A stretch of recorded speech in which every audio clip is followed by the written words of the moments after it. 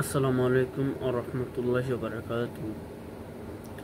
আজ যে বিষয়টা নিয়ে কথা বলবো সেটা হচ্ছে নাসির উদ্দিন পাটোয়ারি, মিস্টার এনসিপি।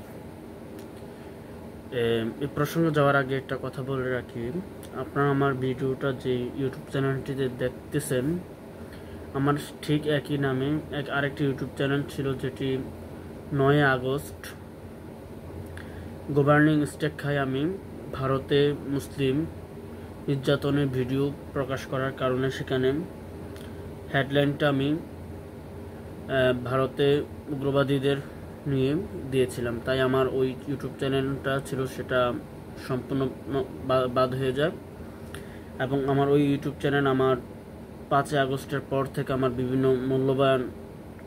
ব্যক্তিগত বিভিন্ন মূল্যবান বিষয় সম্পর্কে আলোচনা ছিল, সেগুলো আমার ওই ইউটিউব চ্যানেলে ছিল। আমার ভিডিওগুলো সবগুলো একসাথে চলে যায়, যেগুলো আমি আর কখনো খুঁজে পাবো না। এগুলো বাংলাদেশ সহ সারা পৃথিবীতে বর্তমান যে পরিস্থিতি চলছে, বিশেষ করে বাংলাদেশের করণীয়, অন্তর্বর্তী সরকারের, তারপর আইনশৃঙ্খলা বাহিনীর সংস্কার নিয়ে অনেক ভিডিও ছিল ওটাতে। আমার ওই ইউটিউব চ্যানেলে আমার খুবই কষ্ট, একটা বছর কষ্ট করেছিলাম আমার ইউটিউব চ্যানেলটাতে। তো গভর্নিং স্টেক খাওয়ার কারণে চলে যায়। গভর্নিং স্টেক খাওয়ার মূল কারণটা ছিল ভারতীয় এবং ইসরায়েলি বিষয়ে আমি সেখানে ভিডিও তৈরি করেছিলাম। আমার ওই ইউটিউব চ্যানেলটাতে 400-র মতো সাবস্ক্রাইবার ছিল, যা আমি অনেক খুশি ছিলাম আমার এরকম সাবস্ক্রাইবার থাকার কারণে। আমার প্রত্যেকটা রিলস বা ভিডিও যেটাই দিতাম ভিডিও তো অনেক কমেন্ট করতো, বিশেষ করে অনেকে বলতো আগামী দিনের পিনাকি ভট্টাচার্য বলে আমাকে সম্মানিত করতো, যেটা আমার নিজের ব্যক্তিগতভাবে ভালো লাগতো। আমি ওইটাতে 5, 10, 20, 25, 30, 40 থেকে 45 মিনিট কয়েকটা ভিডিও ছিল, 40 থেকে 45 মিনিট করে শুধু আমি বাংলাদেশ বিষয়ে আমার ব্যক্তিগতভাবে আলোচনা করেছিলাম। তো আমার ইউটিউব চ্যানেলটা নিয়ে আমি অনেক কষ্টে পেয়েছি। 9 আগস্ট রাত 3টার দিকে আমি লাস্ট ভিডিওটা ছেড়েছিলাম, সাথে সাথে দেখি চ্যানেলটা গ্লোবালি স্ট্রেক খেয়ে গেল। গ্লোবালি স্ট্রেক খেয়ে যায়। তো যে বিষয়ে কথা বলছিলাম, বর্তমান বাংলাদেশ নিয়ে এনসিপি নেতা যে একটা কথা বলেছে, সে নাসির উদ্দিন পাটোয়ারি, মিস্টার নাসির উদ্দিন পাটোয়ারি, সে কি আমার মতে সে যে বর্তমান বাংলাদেশে যে কাজটা করেছে, আমি মনে করি আমি পুরা খাতা লিখে পাশ করতে পারে না, ও 2 লাইন লিখে পাশ। নাসির উদ্দিন পাটোয়ারি যে কথাটা বলেছে, এটা বাংলাদেশের মানুষের মনের কথা বলেছে।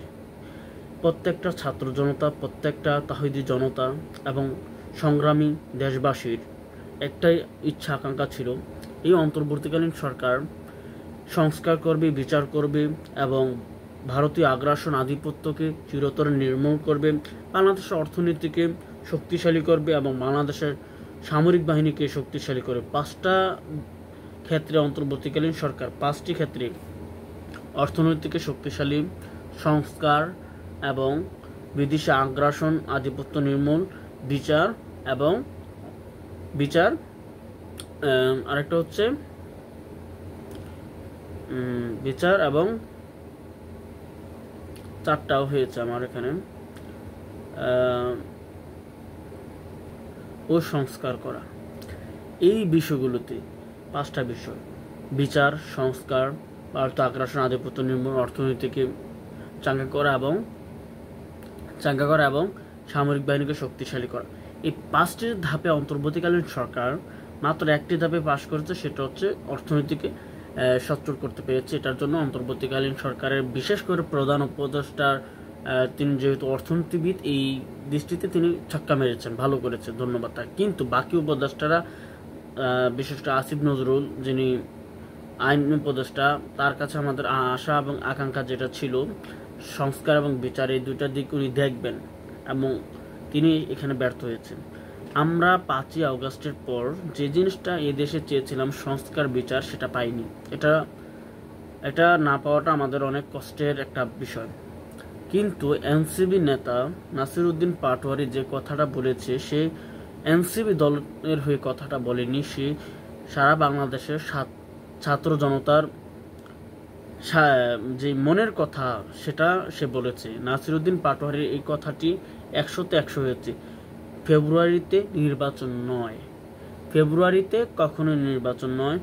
আগে সংস্কার, আগে বিচার। আমরা আমাদের ভাইদেরকে হারিয়েছি, আহত হয়েছে, নিহত হয়েছে, তাদের বিচার না করে এই সরকার নির্বাচন দিয়ে দেওয়া এবং নির্বাচনকারী পরবর্তী সরকার যে আসবে নির্বাচনের পর সেই সরকার সংস্কার করবে, বিচার করবে, এটা খুবই হাস্যকর এবং একটা ফালতু কথা। কেন?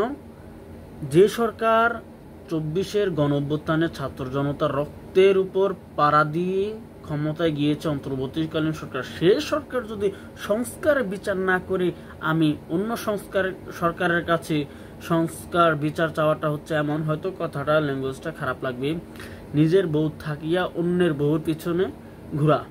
ঠিক নিজের যে সরকার, এই অন্তর্বর্তীকালীন সরকার, ছাত্র জনতার সরকার, দেশবাসীর সরকার, এই সরকারের কাছে সংস্কার বিচার না চাইয়ে আমরা অন্য কোনো সরকার যে নির্বাচিত হয়ে আসবে তার কাছে চাওয়াটা একটা বোকামি এবং ফালতু ছাড়া কিছু না। কিন্তু নাসিরুদ্দিন পাটোয়ারি সে যে কথাটা বলেছে সে 1-তে 100 পেয়েছে। মাশাআল্লাহ, সুন্দর কথা বলেছে।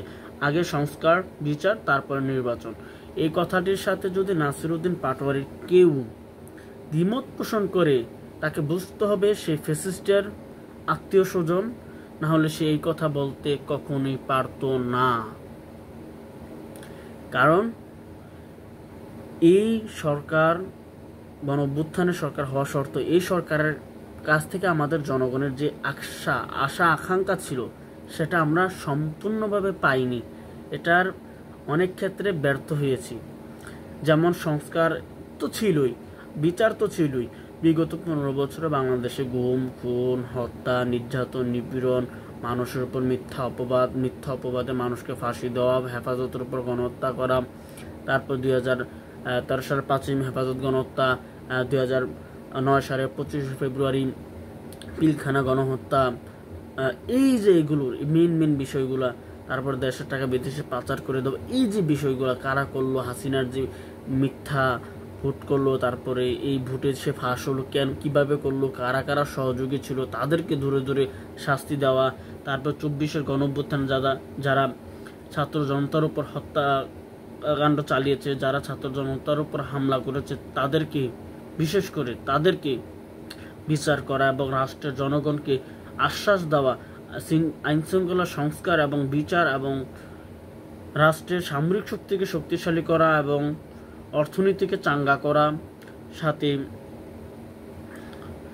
ভারতীয় আগ্রাসন এবং আধিপত্য নির্মূল করে রাষ্ট্রের জনগণকে একটা আশ্বাস দেওয়া, বিশ্বাসযোগ্যতা অর্জন করা অন্তর্বর্তীকালীন সরকারের যে আপনি পাশ করেছেন, আপনি এই সরকার হিসেবে ভালো করেছেন এবং জনগণের সমর্থন পেয়েছেন। তখন জনগণ নির্বাচনে আসার জন্য তার যে একটা ইচ্ছা বা আকাঙ্ক্ষা থাকবে, সঠিক মানুষকে বিবেচনা করে তার মন যাকে ভালো মনে করবে তাকে ভোট দেবে, সোজা কথা। তারপর নির্বাচনে সরকার আসুক, ভালো।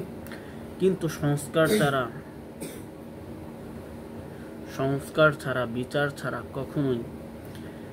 কখনোই নির্বাচনের কথা ভাবা 24-এর গণঅভ্যুত্থানের ছাত্র জনতার জীবন এর সাথে এবং আহত ভাইদের সাথে, জাতির সাথে বেইমানি করা সমান।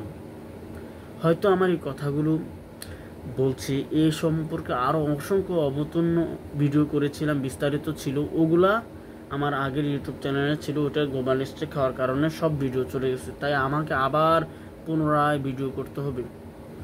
তো আজকে যে বিষয়টা ছিল, আপনারা ভাববেন আমার বিষয়টা দেখে, আমার বিষয়টা বোঝার চেষ্টা করবেন আমি কি বিষয়ে কথা বলতে চাইছি। নাসিরুদ্দিন পাটোয়ারি যে কথাটা বলেছে সে 100-তে 100 কথা বলেছে। কারণ সংস্কার ছাড়া কখনোই একটি সুষ্ঠু নির্বাচন আশা করা যাবে না। তার অনেক কারণ আছে, সে তো বলেছে নির্বাচন হবে না, কিন্তু আশা করা যাবে না। তার বিশেষ কারণগুলো হচ্ছে, ভারত কখনো বাংলাদেশে সুষ্ঠু নির্বাচন হোক সেটা যাবে না, 1 নম্বর। 2 নম্বর, আওয়ামী লীগের যে প্রশাসনিক বাহিনীর, যেটা বিগত 15 বছরে আওয়ামী লীগ আন্দোলনে যারা চাকরি পেয়েছিল, যারা আওয়ামী লীগ করেছিল, পুলিশ, সেনাবাহিনী, র্যাব, বিডিআর, আনসার, আইন শৃঙ্খলা বাহিনী, নৌবাহিনী, বিমান বাহিনী, এই সকল বাহিনীর লোকেরা, এরা এখনো আওয়ামী লীগ, হয়তো রূপটা করে রেখেছে, ওদের যে আওয়ামী লীগ করার যে রূপ সেটা এখন লুকিয়ে রেখেছে, কিন্তু সময় হলে এই রূপটা আবার তারা দেখাবে। এই জন্য আপনাকে কখনোই সংস্কার বিচার ছাড়া কখনোই সঠিক নির্বাচন দিতেও পারবে না, এবং নির্বাচনের দিকে আগানোটাও বোকামি। কেন? কারণ হচ্ছে বিভিন্ন নাশকতা করবে, দেশে হামলা মামলা চালাবে, দেশের অর্থনীতিকে পঙ্গু করে দেওয়ার চেষ্টা করবে, দেশের বিভিন্ন ক্ষতি করার চেষ্টা করবে, বিদেশি রাষ্ট্র আগ্রাসন অব্যাহত থাকবে, তারপরে আগ্রাসন নির্মূল না করলে এটা অব্যাহত থাকবে। তারপরে বিভিন্ন রাজনৈতিক দলের বড় বড় রাজনৈতিক দলের কর্মীদের অস্থিরতা, এইগুলো নিয়ে বাংলাদেশে একটা বিপর্যয় সৃষ্টি হবে, যা আগামীতে এটা এদেশের সার্বজনীন জনগণকে এইটা ভোগ করতে হবে, সাফার করতে হবে। তাই আমি মনে করি নাসিরউদ্দিন পাটোয়ারি যে কথাটা বলেছে ওইটা সত্য, ঠিক বলেছে।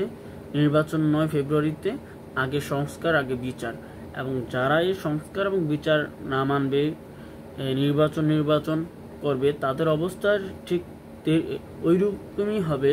শেখ হাসিনা যেমন তসবি জপ্ত উন্নয়ন উন্নয়ন উন্নয়ন উন্নয়ন উন্নয়ন, ঠিক তাদেরও একই অবস্থা হবে, তারাও এই নির্বাচন তসবি জপবে।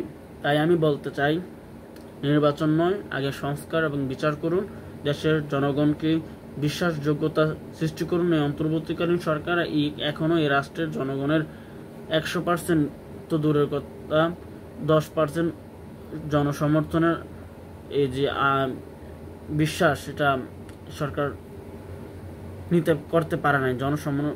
জনগণের অন্তরে বিশ্বাস জাগাতে পারে নাই। কেন? সে সংস্কার বিচার করতে পারে না, তার থেকে জনগণের যে আশা আকাঙ্ক্ষা ছিল সেগুলো সে করতে পারে নাই।